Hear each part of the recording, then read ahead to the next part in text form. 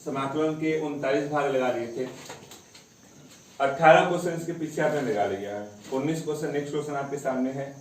कहता है कि 0 से 1 इंटीग्रेशन है x e के power x sin pi by 4 plus x dx करना है, यानी इसका समाकलन करना है। तो पहले हम क्या करते हैं कि नॉर्मल इसका इंटीग्रेशन करते हैं। नॉर्मल इंटीग्रेशन करके फिर अपर और लोअर लिमिट रख लेंगे। तो चलिए नॉर्मल इंटीग्रेशन करते हैं। तो आपने कहा कि इसको हम देख रहे हैं, तो यह फर्स्ट सेकेंड वाला है इंटीग्रेशन बाय पार्ट्स। तो यह फर्स्ट, यह सेकेंड और यह नॉर्मल है डायरेक्ट वाला।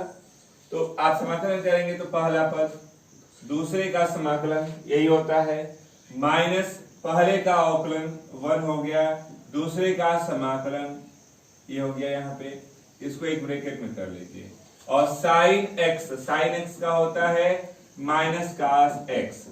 दोबारा करेंगे तो पाई बाई 4 नीचे आएगा, ठीक ना। और ये आपका लिमिट हो गया 0 से 1। व्यवस्थित करते हैं और तो यहाँ पे हो गया x e के पावर x, e के पावर x का इंटीग्रेशन e के पावर x होता है। इसका हो जाएगा minus 4 by pi cos pi by 4 x, और ये लिमिट है 0 से 1। पहले सभी x की जगह पे 1 रखते हैं अपर लिमिट, फिर माइनस जहां जहां x है फिर लोअर लिमिट रखते हैं 0। चलिए रखिए, तो पहले अपर लिमिट रखेंगे, पहले इसकी बात कर लेते हैं। तो 1 e के पावर 1 e के पावर 1 माइनस 0 e के पावर 0 माइनस e के पावर 0। यहाँ हो गया एक, हो गया इसका minus pi by 4। Upper limit इसका रखेंगे, इसका अपर लिमिट रखेंगे तो कास पाई बाई 4 हो गया और कास 0 हो गया। अब व्यवस्थित करते हैं e माइनस e, यानी ये तो 0 हो गया, ठीक ना। e माइनस e यानी आप इसको 0 लिख सकते हैं, और माइनस e के पावर 0 की वैल्यू 1 होती है, ठीक ना। तो आपने कहा कि ये तो 0, ये भी हो गया 0 के कारण, और ये माइनस 1 है, ये तो इतना हुआ है। इसकी वैल्यू माइनस पाई बाई 4 कास 45 1/√2 बोलेंगे, और कास 0 की वैल्यू होती है 0 1, तो आप कास 0 की वैल्यू 1 कर लीजिए। आप व्यवस्थित करते हैं तो यहाँ पे हो गया 1 माइनस पाई/√2 पाई और माइनस प्लस पाई बाई 4 कर सकते हैं, तो ये आपका आंसर हो जाएगा। नोट कर लें। क्वेश्चन में भी आपके सामने लिखा है इंटीग्रेशन करना है। आपने कहा कि हम इसको 0 से पाई बाई 2 करके रूट में इसको 1, हम ये कहते हैं कि अगर हम इसको कास में तोड़ते हैं तो 1 प्लस हो जाए, नहीं करेगा। हम इसको साइन में तोड़ लेते हैं अर्धक पे, 1 माइनस 2 साइन स्क्वायर एक्स, ये dx। ब्रैकेट को तोड़ते हैं तो 0 से पाई बाई 2 रूट में 1 minus 1 plus 2 sine square x dx, ये 1 कट गया। रूट से बाहर आएगा, देखिए √2 बचेगा, साइन बाहर हो गया, √2 को बाहर कर लीजिए। 0 से पाई बाई 2, अब आपका क्वेश्चन साइन एक्स dx हो गया। साइन एक्स का समाकलन माइनस कास एक्स, तो यहाँ पे हो जाएगा माइनस √2, और ये हो गया कास एक्स। लिमिट आपके पास 0 से पाई बाई 2 है, माइनस √2। आपने कहा कास पाई बाई 2 और कास 0 कर लीजिए। माइनस √2 कास 90 की वैल्यू 0 और कास 0 की वैल्यू 1, तो इंटू करते हैं 0 प्लस √2 कर सकते हैं, यानी इसका आंसर क्या होगा, √2 हो जाएगा। नोट कर ले।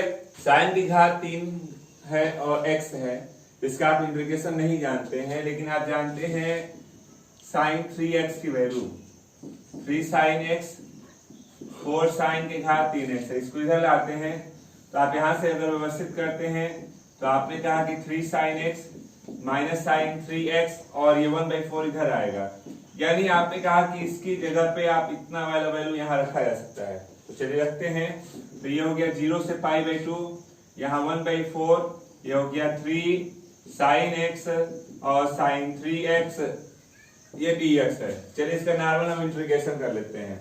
1/4 पहले ही बाहर कर दिया, 3 माइनस कास x माइनस यानी प्लस कास 3x/3 कर लीजिए, और लिमिट चल रहा है 0 से पाई बाई 2। पहले अपर लिमिट की बात करते हैं, फिर लोअर लिमिट की बात करते हैं। 1/4 को सबसे पहले बाहर ही कर दीजिए, और ब्रैकेट के अंदर पहले आप अपर लिमिट रखते हैं पूरे में। तो चलिए अपर लिमिट रखते हैं -3 कास पाई बाई 2 और plus cos 3 pi by 2 upon 3 कर ले, अपर लिमिट माइनस 0 लेते हैं तो -3 cos 0, और यहाँ भी हो गया cos 0 अपॉन 3 कर लेंगे, यानी 0 ही होगा वो भी। ये 1/4 -3 cos 90 की वैल्यू 0, ये हो गया cos 3π/2 का मतलब आपके पास हो गया कितना 270 अंश। 270 अंश को तोड़ेंगे तो cos 180 धन 90 ऋण cos 90, और cos 90 की वैल्यू 0 होती है, यानी 0 हो गया। -3 cos 0 की वैल्यू 1, cos 0 की वैल्यू 1 होती है, तो आपको व्यवस्थित करते हैं तो 1/4, ये 0 -2 +2 2/4 कट के 1/2 हो गया। नोट कर लें। नेक्स्ट 22 नंबर आपको दिख रहा है 0 से π/4 sin 2x df का इंटीग्रेशन। नॉर्मली हम इंटीग्रेशन कर लेते हैं sin 2x का -cos 2x अपॉन 2, लिमिट है 0 से π/4, आप 2 को भी बाहर कर लीजिए तो ये cos 2x 0 से π/4 है, -1/2 cos रखते हैं तो 2 × π/4 अपर लिमिट और लोअर लिमिट रख लीजिए, तो -1/2, ये कट के 2, cos 90 का वैल्यू 0 और cos 0 की वैल्यू 1, तो गुणा कर देंगे तो 1/2 पॉजिटिव हो गया। इसी तरह से बात करते हैं क्वेश्चन नंबर 23 की।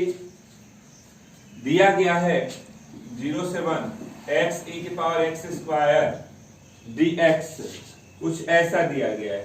तो नॉर्मली देखिए हम इस क्वेश्चन को ही चेंज कर दें, अगर आपको ऐसा उलझन लगता है तो हम करते क्या है कि के हम यहाँ से x² को मान लिया t।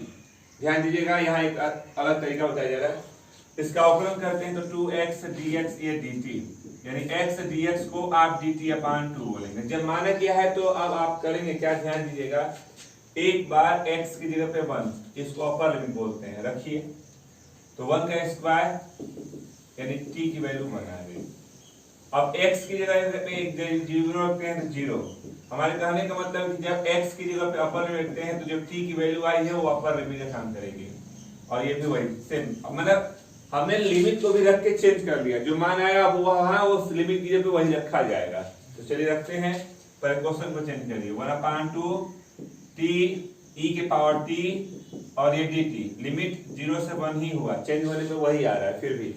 चलिए नॉर्मली इसका इंटीग्रेशन है तो e⁻t का e⁻t होता है 0 से 1, तो 1/2 upper limit lower limit 1/2 e -1, e⁻1 यानी e और e⁻0 की वैल्यू 1 होती है, तो ये आपका आंसर हो गया। नोट कर ले। 24 क्वेश्चन आप देख रहे हैं 1 से √3 tan 1 1 x²। चेंज कर लेते हैं इसको भी, देखिए कहीं भी अगर कंफ्यूजन हो तो चेंज करिए। चलिए चेंज करने का तरीका आपको बता रहे हैं। हमने मान लिया कि tan 1 x को t, अवकलन करेंगे dx अपॉन 1 x², ये dt। लिमिट होता कैसे चेंज, चलिए करते हैं। एक बार x की जगह पे √3 रखिए यहाँ √3 मतलब tan 60 मतलब π/3 हो रहा है, π/3 यानी t की वैल्यू π/3 आ गई। x की जगह पे 1 रखेंगे, 1 मतलब 45 π/4, इसके जगह पे ये रखिएगा, इसके जगह पे ये रखिएगा, लिमिट चेंज हो गया, क्वेश्चन ही चेंज हो गया पूरा बदलने से। अब आपने कहा चलिए दोनों तरीके आपको बताते हैं, लिमिट चेंज करने पे और लिमिट नहीं भी चेंज करने पे, दोनों तरीके आप यहाँ क्लियर कर लीजिएगा। पहले लिमिट चेंज वाला देख लीजिए। आपने कहा 0, ये π/4 से π/3 हुआ, क्वेश्चन हुआ t dt नॉर्मल, t का इंटीग्रेशन होता है क्या, t² अपॉन 2, 0 कर रहे हैं, π/4 से π/3 है, 1/2 को बाहर कर लें तो t² यानी पहले एक बार अपर लिमिट रखिए, तो π/3 का होल का स्क्वायर, π/4 का होल का स्क्वायर, तो 1/2, π²/9, π² कॉमन कर लीजिए तो π²/2 बाहर हो गया, 1/9, 1/16 कर लें तो पाई का वर्ग बटा में 2, 16 9 का एलसीएम गुणाई करके लिख लीजिए, 16 ऋण 9। आपने कहा कि पाई का वर्ग बटा में 2, 16 में से 9 घटा देंगे तो 9 घटा देंगे तो ये बच जाएगा 7, और ये हो गया 9 4 4 5 और 14 144। यानी गुणा कर लीजिए तो 7 पाई का वर्ग बटा में 288, ये है इसका आंसर। सुनिएगा, ये तो लिमिट सब कुछ चेंज करते हुआ लगाने के कई तरीके हैं। हमने दूसरा तरीका आपको बताना चाहा, देखिए ध्यान दीजिए, दूसरा तरीका क्या हो सकता है, ये तो जब माना है तो यहीं पे आप लिमिट भी रखिएगा, जो मान रखेंगे वह उस लिमिट की जगह पे रखना पड़ेगा। तो यह √3 रखने पे ये आया, 1 रखने पे ये आया, तो लिमिट की जगह पे पुट कर दिया गया, हो गया। अगर सपोज दैट लिमिट को न बदला जाए, सिर्फ मान लिया जाए, तो मानेंगे तो यह रिजल्ट कुछ क्या बनेगा, देखे तो यह रिजल्ट 1/√3, लिमिट वही है, लिमिट आप नहीं बदल रहे हैं। अगर सपोज दैट, तो यह क्वेश्चन हो गया t dt, हुआ ना, t क्या करिए तो t²/2 1 से √3। जब ऐसा हो जाता है, मानते हैं, मानने के बाद इंटीग्रेशन कर लेते हैं, लिमिट को वही अगर लेके चलते हैं, तो अब यहाँ करना क्या होता है कि जो माना गया है t की जगह पे उसको रखिए। चलिए रखते हैं, तो 1/2 बाहर, ये हो गया tan इनवर्स x का होल का स्क्वायर और ये 1/√3। अब यहाँ रखेंगे एक बार √3, एक बार रखेंगे 1, तो क्या होगा, तो 1/2 ये हो गया tan इनवर्स √3 का स्क्वायर, tan इनवर्स 1 का स्क्वायर, आपने कहा 1/2 √3 रखेंगे, √3 मतलब 60, मतलब π/3, तो पूरा मिला के इसका रिजल्ट π/3 आ रहा है, तो π/3 का स्क्वायर कर लीजिए, π/4 आ रहा है इसका रिजल्ट, π/4 का होल का स्क्वायर कर लीजिए। अब आप एक चीज देख रहे होंगे, लगभग आपका यहां से देखिए, अब यहां हम आ गए सिमिलर पे, आ गए, यानी अब यहां जो इतना आ गए, तो यहां से ये कर सकते हैं ना।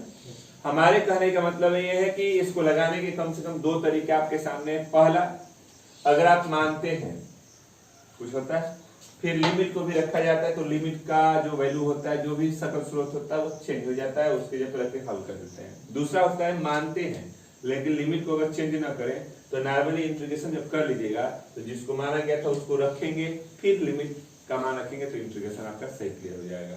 क्लियर हुआ? चाहे तो लिमिट को बदले या चाहे तो लिमिट को न बदले, दोनों तरीके से आपके इसके वैल्यू आएंगे। नोट कर लें, इस क्वेश्चन को जब आपने देखा तो आपने कहा इस लिमिट को पहले भूल जाइए, नॉर्मल इंटीग्रेशन देखिए।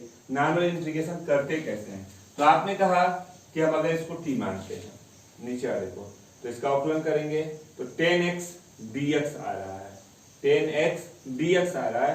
तो आपने कहा कि पहले हम क्या करेंगे, 0 से 1, 2x 5x² + 1 dx, 0 से 1, 3 बाहर, 5x² + 1, ऐसे कर लें अलग अलग 2 भागों में। 10x चाहिए, तो 5 से गुणा और 5 से भाग, हमको ऊपर 10x मिल गया, यानी हम इसको लिखना चाहेंगे तो 1/5, 0 से 1, 10x dx 5x² + 1, और यहाँ 3, 0 से 1 dx 5² + 1 हुआ। अब इसको हमको व्यवस्थित करना है। चलिए यहाँ मान लिया जाता है, अगर मान लेते हैं कि 5² + 1 को t माना, तो 10x dx और dt। अब अगर लिमिट भी चेंज करना है, तो x की जगह पे अगर 1 रखते हैं, तो 1 का स्क्वायर 1, 5 1 6, यानी t की वैल्यू 6 आ गई। x की जगह पे 0 रखते हैं, तो t की जगह पे 1 हो जाएगा। चलिए आप व्यवस्थित करते हैं, तो ये हो गया 1/5, लिमिट चेंज हो गया 1 से 6, ऊपर dt/t हुआ, dt/t हो गया। आपने यहाँ अगर 0 से 1 वाले को अगर देखें, तो इसको आप कह सकते हैं क्या, dx √5 x का होल का स्क्वायर 1 का स्क्वायर कर सकते हैं।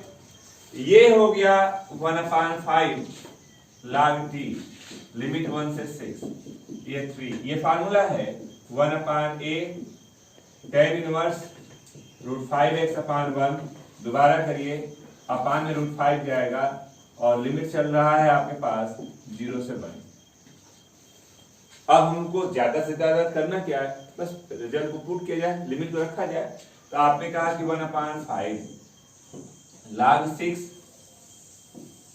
log 1, 3/√5 पहले 1 रखते हैं तो tan इनवर्स √5 tan इनवर्स 0, यानी कुल मिला के देखिए log 1 की वैल्यू 0 होती है तो log 1 0 हो गया, हट गया। log 6 रहेगा तो 1/5 log 6 3/√5, सिर्फ एक बच रहा है tan इनवर्स √5 और वो तो 0 हो गया आपका, तो ये आपका आंसर हो जाएगा। नोट कर लें 4 tan π/4 ये अपर लिमिट हो गया, फिर माइनस लोअर लिमिट रखते हैं तो sec 0 और tan 0 करते हैं। आप व्यवस्थित करते हैं तो log sec 45 मतलब √2 और tan 45 मतलब 1 माइनस log sec 0 तो cos 0 होता है 1, तो 1 का उल्टा आपका ये 0 हो गया ना, 0 और tan 0 0 हो गया, tan 0 इसको छोड़ दीजिए, यानी आपका आंसर आ रहा है log √2 प्लस 1, ये है आंसर। नोट कर लें। आपको इसका इंटीग्रेशन करना है, पहले नॉर्मली हम इंटीग्रेशन कर लेते हैं 2 sec x का इंटीग्रेशन होता है tan x, x क्यूब का x के पावर 4/4 और 2x, लिमिट है 0 से π/4, ये हो गया। पहले अपर लिमिट रखते हैं, अपर लिमिट रखेंगे तो यहाँ हो गया tan π/4 और tan 0, पहले का हो गया अपर लोअर लिमिट। फिर दूसरे पे आते हैं तो 1/4, तो ये हो जाएगा π/4 के होल के पावर 4 माइनस 0 के पावर 4 और प्लस 2 π/4 माइनस 0, सबको हमने लिख दिया, upper limit lower limit upper limit lower limit करके लिख लिया। व्यवस्थित करते हैं तो ये हो गया 2 tan 45 का मान 1 और 0 का 0, तो 2 गुणते 1, 1/4 कर लीजिए। पाई का घात 4 है और 4 की घात 4 में 16 64 64 चौके, तो 64 चौके आपका हो जाएगा, ये हो गया 4 16 1 24 पर 256, यहाँ हो गया 256 कर लीजिए, तो 0 हो गया छोड़ दीजिए और ये हो गया π/2 बचेगा, कटा दिए 2 से, यानी आपके पास रिजल्ट है 2 पाई के पावर 4 424 2 हो गया 20 20 20 2 22 2 8 2 10 और ये हो गया π/2, ये आपका आंसर है। नोट कर ले।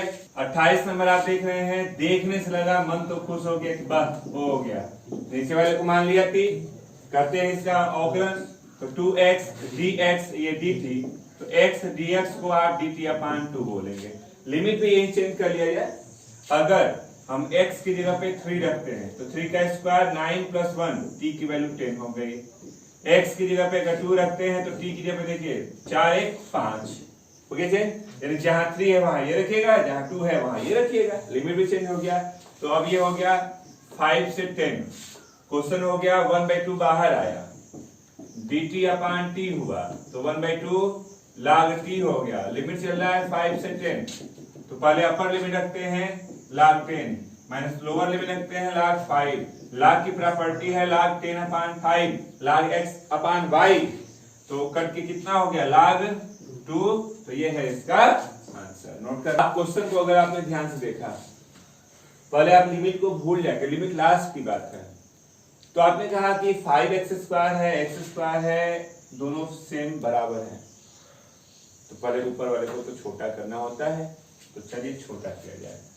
तो छोटा करने में आपने कहा कि 5x² में आप इससे भाग देंगे, तो आप x² 4x + 3 लेते हैं, 5 पर ले जाइए, 5x हो गया 20x और 5 से 15 घटा दीजिए, ऋण 20x ऋण 15। क्वेश्चन बदला क्या, 5 और माइनस के साथ, माइनस बाहर जाएंगे तो ये प्लस के साथ हो गया, और आप यहीं पे देखिए इतना होगा, तो इसका हमको फिर गुणनखंड करना होगा, तो हमको इसका गुणनखंड x² + 3x + 1 + x + 3, गुणनखंड हमको दिख रहा है x + 3 x + 1 होगा, तो इसका गुणनखंड करके ही हम लिख लेते हैं x + 1 और x + 3, और ये हमारा क्वेश्चन कुछ ऐसे अब हो गया 1 से 2। लेकिन अब हम ये कहते हैं कि इसका आंशिक भिन्न तोड़ लें, रखें, तब इंटीग्रेशन किया जाएगा। तो चलिए पहले हम आंशिक भिन्न तोड़ते हैं। आंशिक भिन्न किसका तोड़ना है, तो आपके सामने है किसका, तो आपने कहा 20, यहाँ x था जी, 20x + 15 और x + 1 और x + 3। हम ये भी कर सकते थे, देखिएगा कि अगर 5 कॉमन कर लेते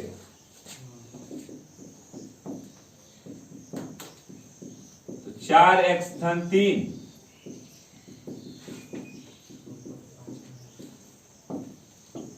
बोलिए, ये भी हो सकता था।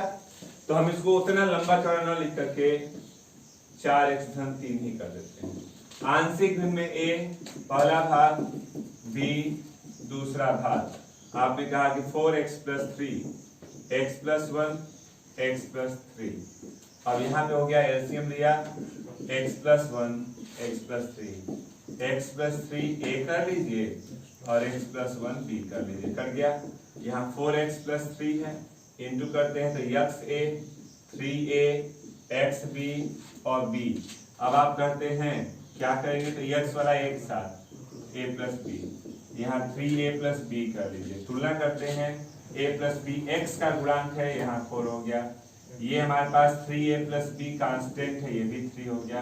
घटा देंगे, चिन्ह बदलेगा, कर गया -2a 1 a की वैल्यू -1/2। इस a की वैल्यू को यहाँ रखिए, -1/2 b 4 b की वैल्यू 4 + 1/2 b की वैल्यू 9/2। a और b की वैल्यू आ गई। अब इस a और b की वैल्यू को उठा के यहाँ रखेंगे और इसको रखेंगे यहाँ पे, ठीक ना। तो जगह तो नहीं है, चलिए हम ऊपर से ही मिटा लेते हैं जगह बनाने के लिए। रुक जाइए एक सेकेंड, यहीं पे बनाते हैं, फिर रिजल्ट को सही कर लिया जाता है। आपके पास क्वेश्चन का रूप हो रहा है, यहाँ 2 था, याद रखिएगा।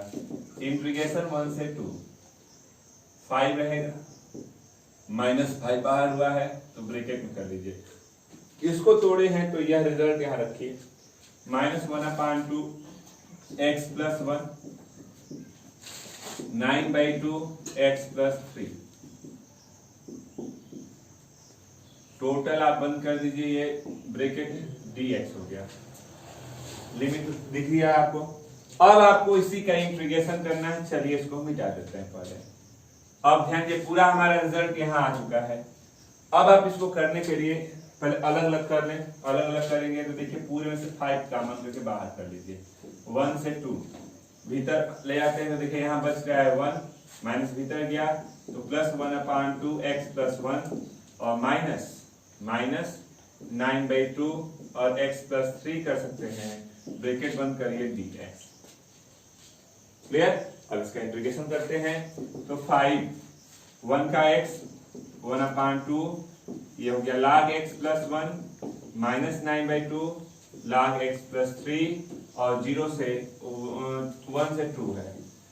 पहले आप अपर लिमिट रखते हैं पूरे में तो 5 2 रखिए, जहां जहां x दिखा 2 रखिए तो 2 1/2 log 3 9/2 log 5, ये तो अपर लिमिट हुआ। फिर जहां जहां x से 1 रख लीजिए माइनस के साथ, तो चलिए -1 रखते हैं तो 1/2 log 2 9/2 log 4। ये अब आपने कहा, देखिएगा ध्यान से देखिएगा, 2 में से 1 गया, 1/2 कॉमन है इसमें और इसमें, log 3 माइनस log 2 तो log 3/2 बोल सकते हैं। तो यहाँ हो गया +1/2 log 3/2 माइनस 9/2 माइनस के साथ कॉमन कर लीजिए तो log 5, देखिए ये माइनस है भी इसके साथ, हमने माइनस इसका काउंट किया है, log 5 माइनस log 4 log 5/4 बोल सकते हैं। तो -9/2 log 5/4 बोल दीजिए और प्लस कांस्टेंट नहीं होगा। तो ये आपका आंसर है, नोट कर लें। चलिए नेक्स्ट क्वेश्चन आपने देखा, इसको सॉल्व करके a की वैल्यू पूछ रहा है। तो पहले हम इसका नॉर्मली इंटीग्रेशन करते हैं। 3a⁻³ 2x² 2x, लिमिट है 1 से a और ये 11 हो गया।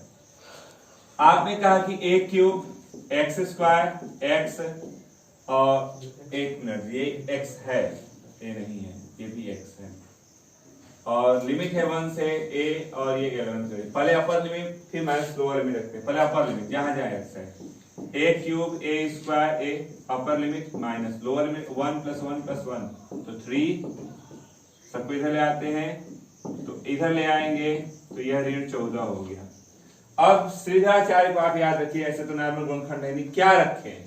तो आपने कहा कि अगर a की जगह पे 2 रखते हैं तो 2 की घात 3 मतलब 8, 2 की घात 2 मतलब 4 और धन 2 14 ऋण 14 0 है। इसलिए a माइनस 2 क्या है, इसका एक गुणनखंड है। a का मान पूछ रहा है तो a माइनस 2 को 0 कर लीजिए, क्योंकि जो गुणनखंड है उसी को 0 के साथ लेंगे। a की वैल्यू 2, तो यही a का मान है, नोट कर लें। आप इस क्वेश्चन को देख रहे हैं तो आपने कहा कि इसको हम t मानेंगे, तो t मानेंगे तो 2x dx dt, तो आपने कहा कि यह 2x बनाया जा सकता है, इसके साथ इसको अलग और इसके साथ इसको अलग, दो भागों में पहले कर लें। तो यहाँ 0 से 2 6x dx x square plus 4, 3 के साथ आपने इसको बाहर किया है तो dx x स्क्वायर प्लस 4। एक बार और इसको आप करते हैं तो 0 से 2 3x को 3 बाहर करके 2x लिख ले, इसको x स्क्वायर प्लस 4 3 0 से 2 dx x स्क्वायर 2 का स्क्वायर कर ले। अब आपने कहा क्या करें, तो इसके लिए हमने मान लिया यहाँ क्या, x स्क्वायर प्लस 4 को मान लिया t, तो 2x dx यहाँ dt। अब आपने लिमिट को भी यही चेंज कर लीजिए, x की जगह पे अगर 2 रखते हैं तो 4 4 8 हो गया, x की जगह पे अगर 0 रखते हैं तो सिर्फ 4 होगा। अब आपके क्वेश्चन चेंज हो गए, 3 4 से 8 dt अपान t, और ये तो वही रहेगा, इसको तो आप बदल नहीं रहे हैं, तो 0 से 2 dx अपान x स्क्वायर प्लस 2 का स्क्वायर। इस रिजल्ट को आपने कहा लॉग है, तो ये हो गया 3 log t, और 4 से 8 3, ये फार्मूला है 1 अपान a tan inverse x upon 2, limit है 0 से 2। आपने पुट किया वैल्यू को, तो log, आप ध्यान दीजिएगा पहले अपन log 8 माइनस log 4 log 8 अपान 4 बोल सकते हैं, ठीक। ये हो गया 3/2, पहले इसको लिखते हैं अपर लिमिट, tan इनवर्स 2/2 यानी 1, और tan इनवर्स 0, 3 log 2 3/2, ये 1 मतलब π/4 हो गया, ये 0 हो गया, यानी सिर्फ π/4 होगा, यानी कुल मिला के आंसर है 3π/8 3 log 2, ये है इसका आंसर, नोट कर लें। तो 31 क्वेश्चन आपके लग गए, यानी ये आपकी प्रश्नावली कंप्लीट हो गई। अगली टॉपिक को आप ध्यान देंगे, अगली टॉपिक जो इसी में पढ़ना है हमको, तो वह टॉपिक ये है कि जहां हमने माना है ना, तो मानने के बाद जब हम लिमिट को भी चेंज कर दे रहे हैं, तो इसी टाइप के क्वेश्चन अगली एक्सरसाइज में शुरू होने वाले हैं। कुछ एग्जाम्पल भी दिए गए हैं, कुछ प्रश्नावली में आपके पास क्वेश्चंस हैं, तो वह आपका अगला टॉपिक कुछ नया फार्मूला है नहीं है, अगला टॉपिक आपका यही है कि आप मानेंगे, जब मानेंगे तो लिमिट को भी चेंज करके जब क्वेश्चन को हम बदल देते हैं, जब हम मान करके जब रखेंगे तो क्वेश्चन जब बदल जाएगा, तो नॉर्मली जैसे हम इंटीग्रेशन करते हैं, तो इसी टाइप के अगले एग्जाम्पल और एक्सरसाइज में क्वेश्चन है। तो अगला चीज नई प्रश्नावली है, नया काम करना है, तो उसको चलिए नए दिन से देखा जाए। तो आज के लिए आप इतना ही रहने दें, नेक्स्ट अगले दिन।